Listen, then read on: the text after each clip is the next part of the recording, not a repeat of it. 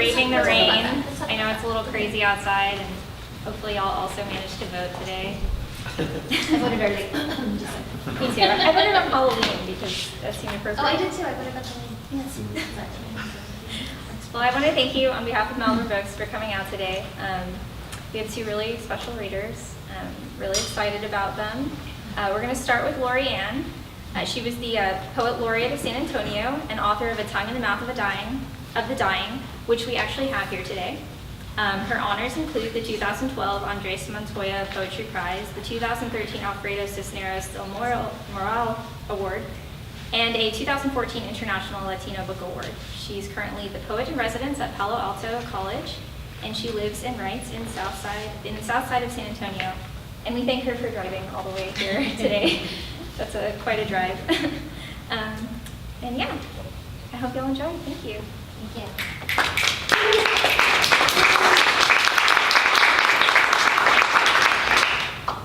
So thank you all for coming. It is bad weather, and we took the scenic route. We almost didn't make it.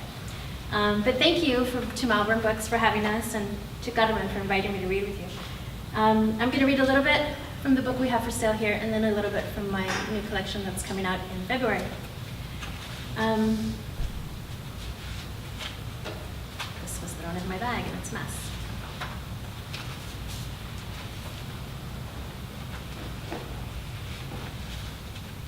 I can do this, I promise. Here we go. I'm going to start with the first poem in the book. It's called Preparing the Tongue. In my hands, it's cold and knowing as bone. Shrouded in plastic, I unwind its gauze, mummy-like. Rub my wrist blue against the cactus of its buds. Were it still cradled inside the clammy cow mouth, I should want to enchant it. Let it taste the oil in my skin, lick the lash of my eye. What I do instead is lacerate the frozen muscle, tear the brick-thick cud conductor in half to fit a ceramic red pot.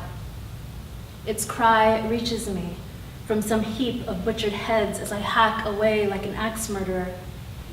I choke down the stink of its heated moo, make carnage of my own mouth, add garlic.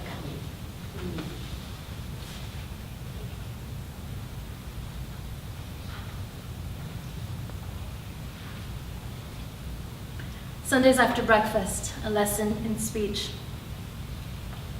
Sorry. There were no names for men like that. Gringos who stitched up their rules, their white garb, laced snug the issues of the day. Lord didn't make us to mix with them folk, they said. But God's got nothing to do with the black boys dumped still alive into that restless river. God's got nothing to do with having to tell their mamas. That bloody water ran through each dark vein across Texas, fed the Gulf, all its brown-skinned people. This Grandpa could name.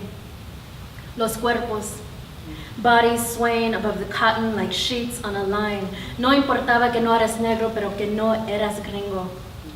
No, it didn't matter that you weren't black, Grandpa says, pushing himself from the table, but that you weren't white. He lived his life this way, silent like every man after him, opening his mouth only to eat, holding his head above the cotton between white men and black boys. I've never had a reading in the rain. This is kind of nice. I love the rain.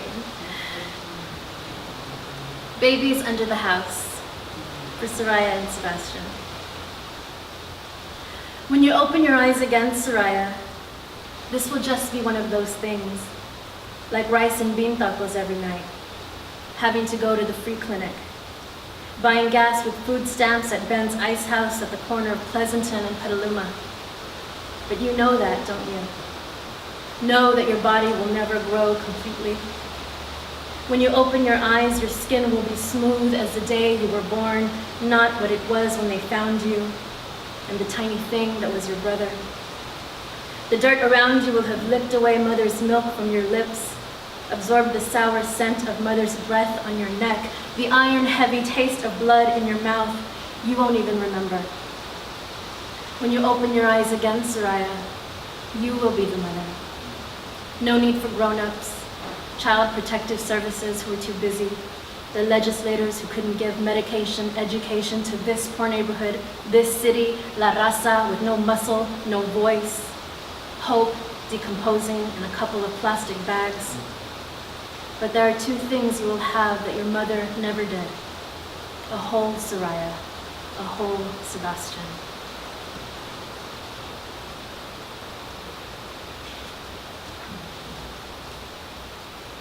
Before I left the house today, my 13-year-old asked me if I was going to read her poem.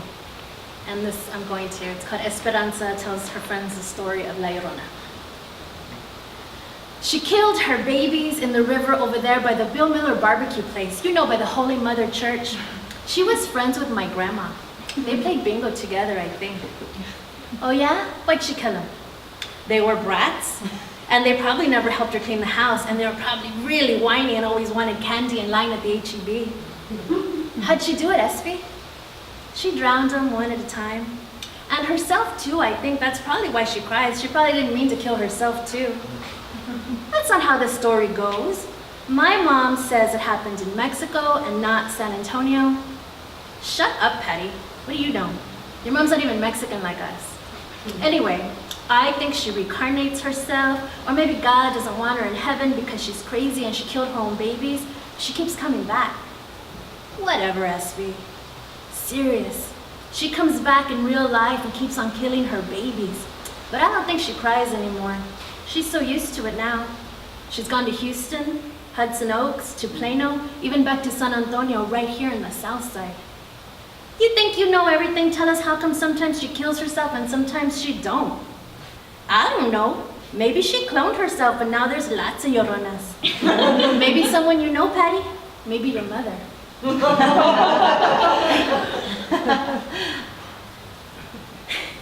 don't know why. My 13-year-old loves that one. Stray cat. She was fat, round as the moon and just as gray. She didn't have time for hiding, for safety, for hissing away onlookers. Her legs jerked and out rolled the little slick and wormy bundles, too. She circled them, inspected the mousy ears, licked the furless pink skin. They made no noise. Their tiny hearts rippled, though softly. Then she ate one. Then she ate the other. I'm going to read one more from this collection and move on to the next one. I got to tell this story of this poem. My grandfather, who helped raise me and who I cared for the last 5 years of his life, when I moved back, I was in Massachusetts going to school there, and when I moved back in 2008 with my degree, he was very happy and very proud, and he says, I want to give you something, what can I give you? And I told him I wanted him to make me a dining room table from the reclaimed lumber that he had stacked in the woodshed. And he thought I was crazy, but he said, okay. So one day we get out there and we're measuring and cutting, and I got in the way and he sends me away, and I come back. And when I come back, he's kind of sitting on his stool and he's kind of slumped over and upset, very upset and kind of emotional. And I say, what's wrong, Grandpa? What's going on? And he says, I'm really tired. I'm so tired, and I'm over here building you this table, and I should just build myself a coffin. And this one's called Wooden Box. He demands this, nothing else. No mahogany slick or roses kissed by lilies, no music or speech, weeping limited. We are to file down the aisle, nod head to his dead body, return home to care for things still living. We are not to sob for the child hymn, the bed an alphabetless picker of cotton, potatoes, tomatoes, follower of crops. We are not to sob for the cactus man, Guerrero, lover him, Grandpa who takes his milk from the moon, who knows the time for cookie, the time for wine. No. When he is gone, he will be gone. I can make the box myself, he says. I can make it myself. So those are from the first collection, and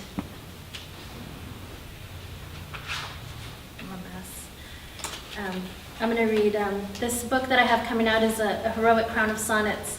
And for those of you who don't know, A sonnet is comprised of 14 lines. In a heroic crown, the last line of the first sonnet starts the second. The last line of the second starts the third, for 14 poems. And then the 15th poem is comprised of the first lines of the 14 previous. So I'm only going to read a few. Actually, yeah, I'm going to start with number 10. Stone fruit. Good, I would ask. Good enough, you would say, of the wine we made from plums. Didn't we for years tend the mother tree? Didn't we for years prune, pluck, hold in our hands the purpled bodies bursting who begged, me next, have me? Weren't we so nourished in the nerve? Someone is buying our tree. You are reduced to pit. I put seed in dirt, wait for you to come back to me in a jar by the window. You are not growing. Aren't you a plum? Little red, little kidney, little mouth, singing, calling, I'm here, I'm here. I thought the dirt would give you something to take hold of. I've buried everything I've ever loved. Casketing. I've buried everything I've ever loved in the bone of reason. Now, even in dreams, you are dead. Sometimes I wheel your metal-colored coffin to the grocery store, once to a paperie, twice to Fiesta Bakery on Pleasanton. You are heavy. Once I was in high school in a play and parked you stage left. Always I shake you. Wake up, damn you. Sometimes the casket is open and I kick you. And when in my small shoes I make contact, your ribs crumble like the bark of an old mesquite. Wake up, wake up. We can't run the numbers, argue, make your mother's bread if you are always going to be dead. Untouchable. If you are always going to be dead, who then will melt away my breasts from my chest, need more my eyes than the unraveling of my hips? In your house, I was all bedrock and teeth, a stopped clock, just as much man as woman, or rain. You were blind, and I loved you for it. In your house, my shoulders grew to fit the work. Patience blossomed upon my head, a crown. You were my mirror, my name, ruddy plum of my right hand, my ancient and rivered neck, my compass, my wing, my open gate, my warrior, my sleepless legion. As if I had been born male, my kingdom come. And one day in hot July, my kingdom gone. This will be the last one. It's called Blueprints. That day in hot July, my king, you were gone, wheeled out under the red and early sky. Until you find me, I build a house, carve boulders with your chisel, sweep fire and air aside with sage, dig tunnels with my hands. What are you preparing for, they ask. I keep working. If a dog in my path bears his teeth, I eat him whole. 10 months in, I am almost done. Stones are flat. I've mastered the level, the T-square, carved my own name in the handle of my own hammer. A spider calls from the center of her web. How will you come? Muscle or rain?